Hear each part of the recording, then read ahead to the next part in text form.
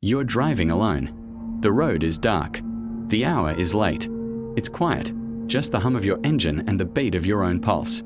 You glance down at the dashboard, and your heart stops. The fuel needle is trembling on the wrong side of E. You're not just low, you're stranded. What you don't know is that running out of gas on a lonely road is not an inconvenience. It's an announcement. A signal sent into the vast, cold darkness that you are vulnerable, you are alone, and you are waiting. And someone, somewhere, is listening. Tonight, we expose the chilling truth. When the gas gauge hits empty, you might not be waiting for a tow truck. You might be waiting for a predator. The terror in these stories is so immediate, so visceral, because it preys on a fear we all share, the absolute powerlessness of being alone, exposed, and far from help. Before you ever hit the road again, I need you to hear these accounts. They are the true narratives of 3 lives that collided with darkness, all because of a needle resting on E. Our first story begins in rural Texas, 2005. Michael was just an 18-year-old college student. His commute between Uvalde and San Antonio was a familiar hour-and-a-half stretch of highway, routine and dull. His only complication was his aging '95 Toyota pickup, a faithful piece of junk whose gas gauge hadn't worked in years. Michael relied on a precise, almost desperate ritual, tracking the mileage and filling up before he was actually empty. But routine fails, and desperate rituals are no match for fate. On a Saturday night, after a visit with friends had gone sour, Michael headed back onto the highway, tired and distracted. He missed his mark. He pushed it too far. The sputtering began quietly, a hesitation in the engine song. Then came the violent cough, the lurch, and finally, a profound, absolute silence. He coasted the dead truck onto the shoulder of Route 90, sinking into the dark. The hazard lights were weak, frantic pulses against the overwhelming blackness of the Texas night. He checked his phone. No signal. He was completely cut off. He waited. 10 minutes. 20. The occasional car would fly by, ignoring him, refusing to engage with the possibility of trouble. Hope curdled into a heavy, cold despair. He decided to wait until dawn, sacrificing his comfort for the faint promise of daylight. He reclined his seat, trying to find a fragile, temporary peace. Then, the silence was shattered. A car door closing behind him. Michael's head snapped up. In his rearview mirror, a massive pickup truck had pulled up less than 20 feet away. Its lights were off. It was a silhouette of pure menace. He couldn't see a soul. He cautiously stepped out, calling into the void, "Excuse me." Nothing. The truck was empty. He checked the tree line, unnerved, and scrambled back into his cab, locking the door with a loud, metallic click that echoed his panic. And then, it came. A single, sharp tap on his driver's side window. He nearly vaulted out of his skin. Pressed against the glass was a man. Tall, hulking, and smiling. A smile that seemed to stretch unnaturally, a mask of false concern that held no warmth whatsoever. "Hey, buddy. Need a hand?" Michael cracked the window, his voice barely a tremor. "I ran out of gas." The man's grin widened, a predatory gleam flashing in his eyes. "That's quite the predicament. Step out and give me a hand with this real quick." Michael, his mind racing for a solution, assumed the man was being a good Samaritan, reaching for a gas can. He stepped out of his truck, shutting the door. But the man didn't move toward his own vehicle. He simply stood there, towering over Michael, his smile now fixed, menacing, and utterly final. "I need you to empty your pockets, please." It was a robbery, yes, but it felt like more. It felt like a deliberate hunt. Michael was broke, driving a wreck, and he wasn't about to lose the last few dollars he had. He didn't hesitate. He ran. He bolted into the dark, tangled embrace of the trees, hearing heavy, measured footsteps quickly gaining on him. He sprinted, his lungs burning, weaving deep into the thicket until the sounds of pursuit faded. He collapsed behind the thick, shielding trunk of a massive oak, listening, praying. And that is when he heard it. The hunter, frustrated, defeated, calling out into the darkness. Michael heard the words, carried on a low, chilling gust of wind, echoing the man's true, murderous intent. "I'll kill you, you piece of sure." Michael didn't move for the rest of the night. Not until the first weak light of dawn touched the horizon. When he finally crept back to the highway, the ominous pickup was gone. But his own truck doors hung open, his glove box emptied, his few possessions rifled through. He was physically unharmed, but the encounter had left him shattered. Michael had run out of gas, only to find the night itself was breathing down his neck. Our next story shifts the scene to an interstate hours away, but the isolation and vulnerability remain tragically the same. Sarah was just 18, driving home from college late to avoid the daytime traffic, a choice that now felt devastatingly ironic. Like Michael, she had a dangerous habit, pushing her Mazda 3 past the limit, always convinced she had just 30 more miles left after the needle hit E. This night, the car gave her the brutal truth. The engine struggled, the vehicle lurched violently, and then, the familiar, awful silence. She was stranded on a dark, wooded exit ramp. No streetlights. No cell service. She was trapped. She flashed her lights desperately at the first approaching vehicle. It passed, then, to her immense relief, made a U-turn, pulling onto the grass behind her. A man emerged, balding, bespectacled, a vision of mundane harmlessness. He offered her a ride to the nearest gas station.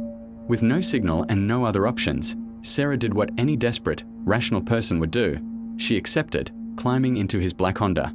As soon as she closed the door, something was wrong. The car smelled funky. As they drove, sinking deeper into unfamiliar, unlit roads surrounded by thick forest, the man talked constantly, his voice a steady, distracting drone. He kept assuring her that the gas station was just a ways up the road. But the assurance didn't match the reality. The whole time, a deep, gnawing dread was building. And then, she heard it. A subtle thumping and bumping from the back of the car. It was coming from the trunk. Sarah tried to rationalize it. A loose spare tire, a bad road, anything but the truth. But the sound was persistent, muffled, and utterly disturbing. Her focus fractured. Every word the man spoke was background noise to the ominous rhythm coming from the rear of the car. Finally, a glimmer of light, a small town area, a diner, a red light ahead. They slowed, then stopped. The silence in the car was sudden, heavy, and profound.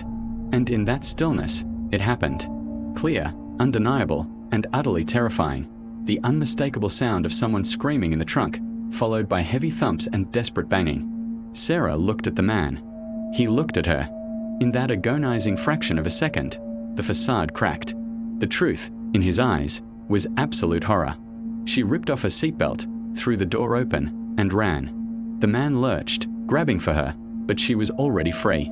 She heard him slam his own door, heard the screech of his tires, and the furious roar of his engine as he floored it down the street, disappearing from the light. He chose his escape over retrieving her. She ran into the diner, hysterical, and called 911. She had escaped, but only because the person in the trunk had cried out at the right moment. Sarah was safe. But the individual she had heard, the unseen victim trapped in that small, metallic box, their fate remains a chilling, unanswered question that haunts her to this day. A phantom scream echoing in the night. Our final story exposes the most chilling layer of all, that sometimes your vulnerability is not accidental. It is engineered. This is the story of a nurse in Burke County, North Carolina, exhausted after a grueling night shift. She was tired, hungry, and just wanted to be home. She stopped at a gas station to fill up and grab a snack. As she ate, she noticed him, a sketchy man, staring intently. He watched her until he left, without buying anything. A prickle of unease, quickly dismissed by sheer exhaustion. She filled her tank, drove away, and minutes later, the impossible happened.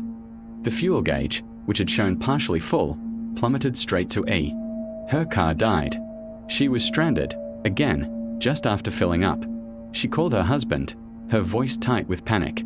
As she described the situation, the dead engine, the impossible drop in the gauge, and the strange, pungent smell of gasoline, a cold, terrifying suspicion dawned on them both. Her husband's voice, suddenly strained, confirmed her worst fear. There's a chance he may have cut your fuel line. The man at the gas station hadn't just watched her, he had sabotaged her. Her vulnerability was meticulously engineered, a deliberate trap set by a predator. Then, the second car arrived. No headlights. It stopped a short distance behind her. The saboteur, she was certain, was returning to claim his prey. She ran. Off the road, into the dense trees, toward the only light she could see, a distant house. She pounded on the front door until a man in his 60s finally answered. She pleaded with him, "Please, let me in. I ran out of gas. I need to hide and charge my phone." He opened the door. Relief flooded her. Sanctuary. He told her to sit in the living room while he went to find a charger and get her a glass of water. But as he moved through the kitchen, she caught his reflection in a mirror. She watched him fill the cup. And then she saw it. He dropped something into the water. The running faucet masked any sound. He returned, handing her the glass with a polite smile, and sat down, requesting she hear the story again. The hunter in the car had failed, but a new, more intimate danger had welcomed her into his home. She had to get out. She made an excuse, insisting she needed the charger immediately. He went upstairs. She checked her phone, 1% battery. With trembling fingers, she used the last sliver of power to send her husband a pin of her location. Then, she fled. 2 predators, 2 traps. In the same night, she eventually met her husband on the road. The car that had been behind her was gone, but her back window was shattered. Someone had gotten into the back seat. The stalker had returned, found his victim gone, and exacted a small, violent measure of revenge. The dealership later confirmed it. The fuel line had been deliberately cut. 3 stories, 3 narrow escapes. The chilling truth these narratives expose is that the threat is never singular. When you are exposed, the darkness offers multiple doors to terror. It can be the opportunistic robber, the human trafficker, or the calculating captor who offers you sanctuary only to make you his property. But here is the final, agonizing twist to all 3 stories, the realization that ties their isolated terror into one devastating universal truth. In Michael's story, the robber wasn't just after money. He chased Michael into the woods, driven by rage and a desperate need to inflict harm. That towering figure was not just seeking cash. He was seeking control, seeking a victim he could dominate, murder, and leave behind in the vast indifference of the Texas night. The robbery was merely the hook. In Sarah's story, the man with the glasses wasn't driving toward a gas station at all. His constant, distracting chatter, the dark, unknown roads, the functionless glasses that made him look harmless, it was all an elaborate psychological maneuver. The screams from the trunk were not an accident. They were the sound of his prior captive, a warning that Sarah was seconds away from joining them. And in the nurse's story, the 2 men, the one who cut the fuel line and the man who offered the poisoned water, were almost certainly working together. The initial sabotage was a calculated trap to force her vulnerability, and the man in the house was waiting, the final destination of a meticulously planned abduction. These weren't isolated dangers. They were parts of a connected, predatory network that uses the simple failure of a fuel gauge as its signal for opportunity. These people survived by sheer desperation, but they are the fortunate few. I need you to internalize this lesson, because it could save your life. Never trust a good Samaritan on a totally desolate road. Always call a professional service or the police first. If you must accept a ride, take a picture of the driver, the license plate, and text it to a loved one, making sure the driver sees you do it. And most importantly of all, before you hit the road again, walk to your vehicle right now, look at your gas gauge, and vow to never let that needle drop below half. Don't wait for the engine to die. Don't wait for the dark to close in. Don't wait for the tap on the glass. Share this warning. Save a life. Because running out of gas isn't a mistake. It's an invitation to the void.